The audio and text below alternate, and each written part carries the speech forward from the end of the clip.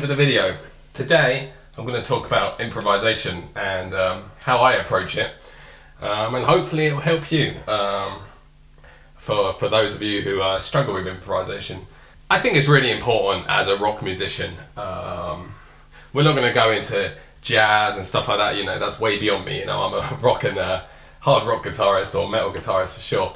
Anyway, since the early days, you know, when I was practicing my chops and stuff like that, you know, I always improvised, you know, like I've been noodling around, you know, and I think it's really important, you know, to have like your discipline and like work on technical things and stuff that's memorized, etc., pieces, solos, all of that really helps. But it's also really important to improvise because that's going to show your character and your personality. Unless you haven't got one, which in that case maybe just stick to the stick to learning solos. So back in the early days, I kind of played with like quite a lot of abandon. I didn't really care. It just came out and it was really simple to me. And at some point down the line, 10 years plus into my playing, I all of a sudden kind of had like improviser's block. You know, and I played in blues bands where like pretty much the whole thing was improvised in a gig, etc., and stuff like that, you know, apart from you know, like kind of the main riff, etc., and then you go into like these long improvised solos and it was never an issue. But then all of a sudden I got something in my head that was like, I'd never improvise. All the stuff that I improvise, etc., is I've played it in some way before.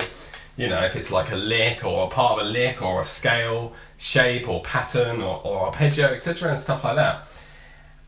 And for about a year or so, I just had this like real block and a real problem with improvising because I just felt like, you know, well, I'm not improvising. You know, how do these guys, how do like great musicians, you know, improvise then? Even though I had been for such a long time. And one day maybe I was watching an interview with like Guthrie Govan or something like that, and he had like a really good analogy, and I've sworn by this every time. And I've also read something similar that Pat Metheny said as well. And every day when we speak to people, we're improvising. You know, like I'm improvising right now, this whole video, like there's no plan, I'll just come on here and I'm going to talk. The intro solo was improvised. You know, there was no plan. I just stuck an octave pedal on and thought what's going to happen for a minute or so or less. And I'm really trying not to think. But right now I'm improvising. I'm talking to you. But I'm using words, phrases, my character to put in like emphasis on certain things and emotion into it. I'm not making up a language as I go along. And so this is what Guthrie Govan was saying, and it really clicked. It was like, of course, you know, licks, scale shapes, arpeggio patterns, etc. You're using a vocabulary that you already know, and you're going to express something new, something that you've not said before, or, you know, like you know, I've never used these words in this particular order to explain now what I'm saying. So I hope you understand that's really how I approach improvisation. And since then, the kind of improvisational creative block or whatever disappeared, and then it was just like no musician is ever just coming up with something like completely new. You know, they're all learnt like the way that their brains are wired, etc. But I will play licks and stuff like that, or fragments of licks, you know, and phrase them in a different way and stuff like that, because they're just like patterns and stuff that's already like the neural connections already made to connect. Like, you know, maybe I'm up here and I want to get up here and hit a certain chord tone, and without really thinking, you know, it's all kind of like interconnected that way. So I think it's really important as a musician, and this is why I always teach my students and stuff, you know, when they've not been playing so long, is that learn a vocabulary of licks, phrases, all your arpeggios, ways of getting through the arpeggios, etc., and stuff like that. So I think learning solos of like your favourite players is good for that, and like take certain parts so you get that influence in there. So, you know, like my musical vocabulary comes from like my heroes and the kind of music that I listen to, you know, so for like Richie Blackmore, Yngwie, Uli Roth, then also SRV, bit of Eric Johnson, some Brian May, etc., and stuff like that, you know. plus, you know, my own take on things and my own licks that I've kind of come up with and like that suits my fingers and style of play, etc. and stuff like that. And then I've got a huge catalogue of licks to fall back on and stuff, but I never just like, you know, if I like improvise the blues or something, I'm not playing lick 1A, lick 22B, one after the other, you know? You know, let's like take like this kind of stock Texas blues lick, like plus. So, you know, I'll try and play something around those licks, and you'll kind of see what I mean.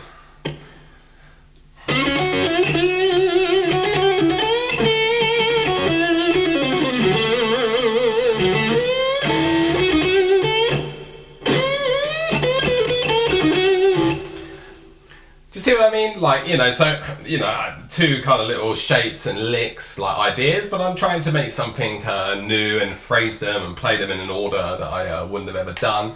So that's like one aspect. And then over the years, I've come up with lots of like different, you know, patterns, say to go for arpeggios, like let's just take an A minor arpeggio and I could go through it, something like this.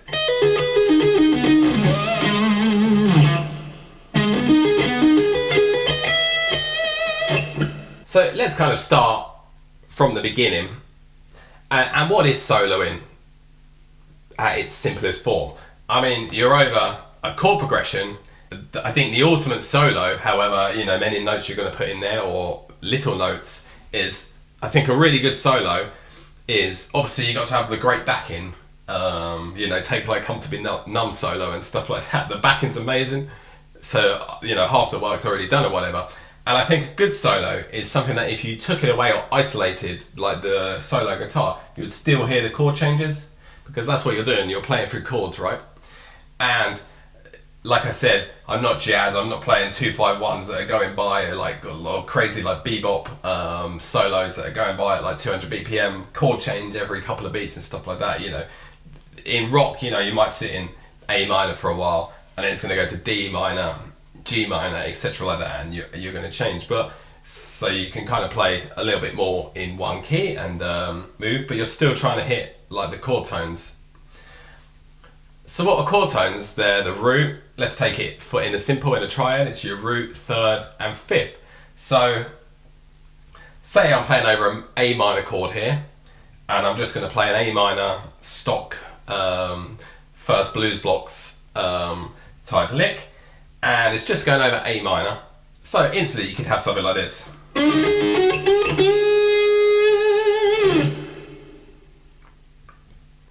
Excellent, really like familiar territory. But to also make that a little bit more interesting, you don't have to resolve to the root, you can resolve to the third or the fifth. So this time let's play in that A minor blues box, but resolve using the third. Imagine there's just this A minor chord behind.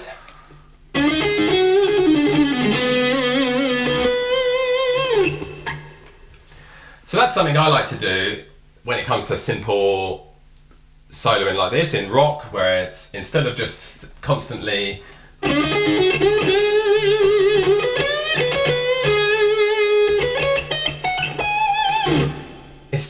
resolving always to the root, which gets really annoying very soon, you've got option there. So it's, just imagine it's just this static A minor chord, and I'm going to play something similar again, but this time I'm going to keep resolving to either the third or the fifth rather than just the root. And you might, hopefully we'll see, even though there's no chord here, that it's a little bit more interesting. So.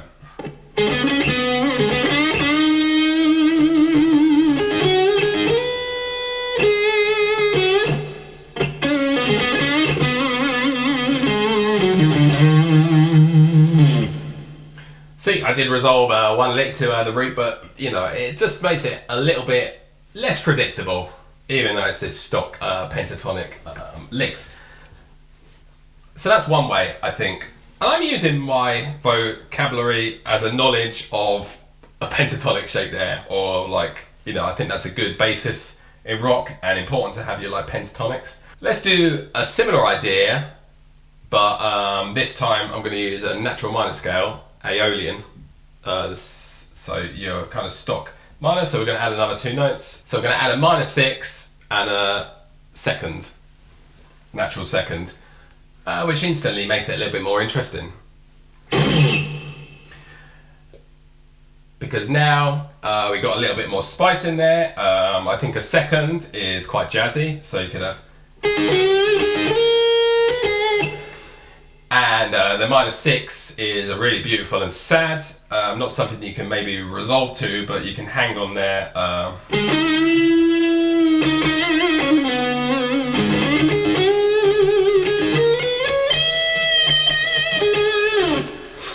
You see? So I'm going to play a few lines and I'm going to add on these spicy notes, and I'm going to resolve with the third and the fifth again to make it a little bit more interesting. I may resolve once or twice to the minor. Let's see what we come up with. Imagine it's still this static.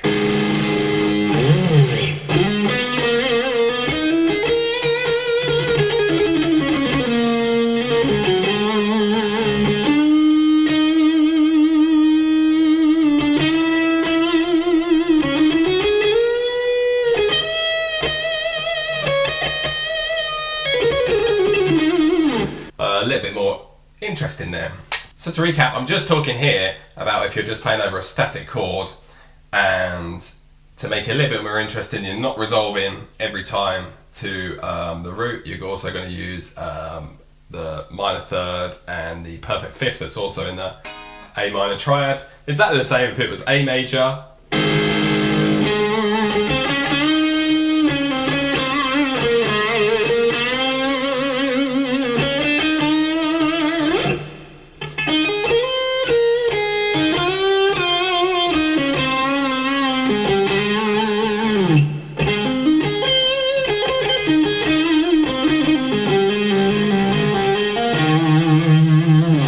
So for me, I'm in familiar scale shapes and just trying to make little small musical phrases while landing then on resolving to chord tones. Another way I like to improvise is by imagine that I'm just seeing the arpeggio. We're going to go back to A minor. And imagine that I'm just seeing the arpeggio, an A minor arpeggio, which is obviously root, minor third and fifth. Let's take this.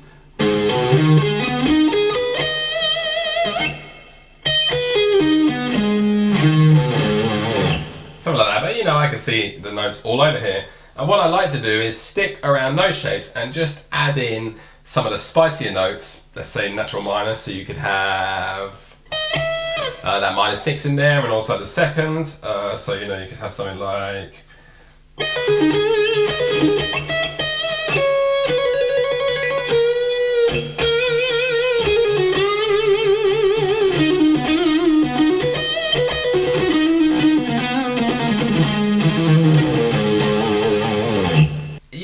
So that's how I'm thinking that way.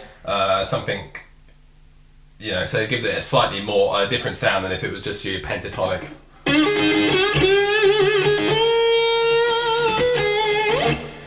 Compared to...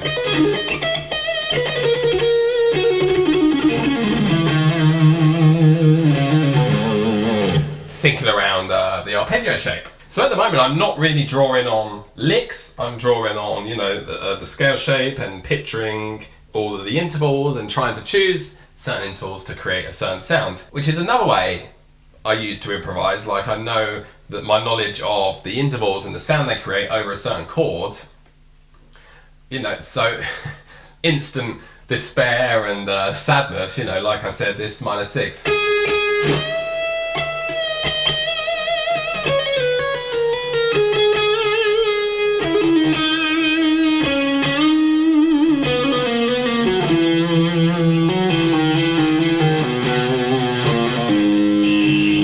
So doing this kind of thing and then putting in like certain licks, you know. So let's go back to something a little bit more bluesier. Let's say a minor blues.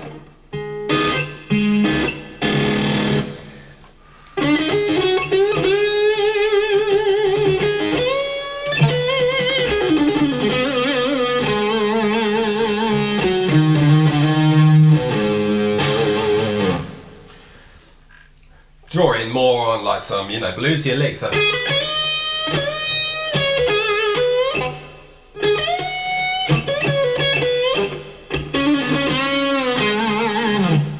So now I'll play like a blues shuffle type thing, and drawing on some of my licks, and then I'll try and like add in something I've not played before from the scale shapes around it, etc.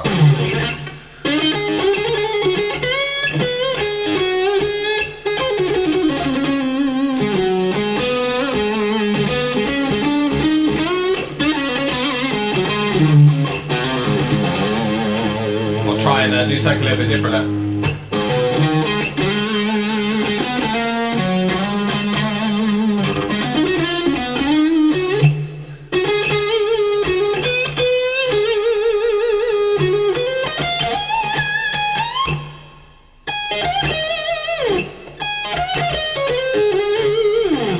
Trying to do something a little bit different, and hear the kind of music that's in your head and try and play it as much as possible, or as close as possible.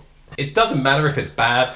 I think you should try and detach. You can't always play something mind-blowing, etc. Just as though not every conversation you ever had has been interesting, right? Sometimes people just bore you, and sometimes you bore yourself, listening to yourself speak, maybe if you do some sort of work meeting or something like that. So, but just try your best. Take a step back, close your eyes, and try and listen to any music that's going in your head if you're playing over a backing track and stuff like that. And that's why, backing tracks are really great to practice with. And even like static chords are really great. Like you could set up just like an A minor static chord, and solo for hours and keep trying to come up with like new ways of getting to places, if you know what I mean. So I think when it comes to improvising a guitar solo, you should try and think of like there's a beginning, a middle, and an end. I think you want to take your listener on a journey as much as possible, which it's hard to do, and you can't always do it. It's not always going to work out.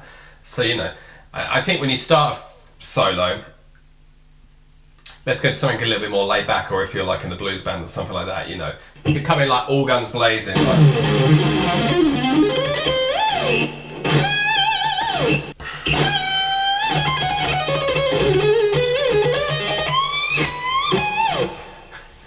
When you come in all guns blazing, the hard thing then is to keep the intensity, because you've kind of made a statement that this is going to be insane, and you've got to keep the intensity. So one thing I like to do, in like if it was a bluesy type thing, is just come in a little bit slower and then try and build up from there. It could be something like, I don't know.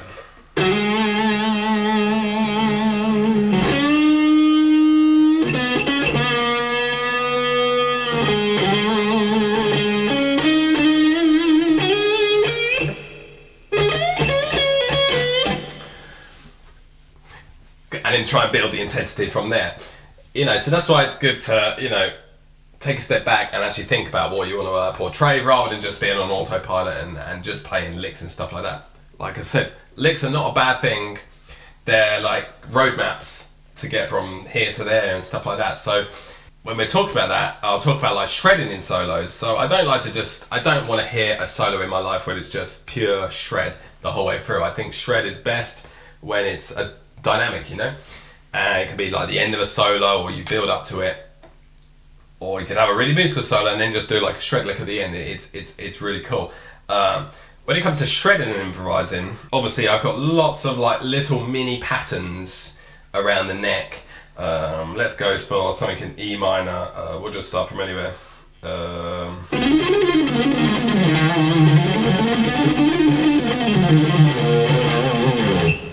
So I'll just have lots of little patterns, and then I'll just stick them together. So say I want to play like a really long line or lick in E minor. That's like, I might just be up here and I want to get up to like the top of the neck, so it's like maybe like...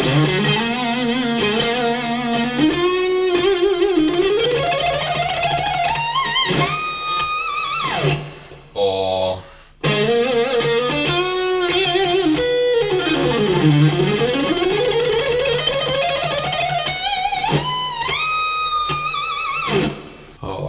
another.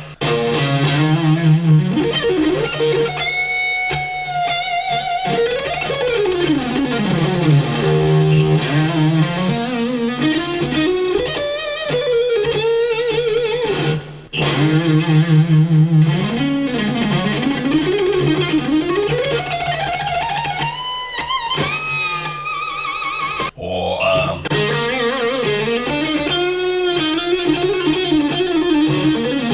So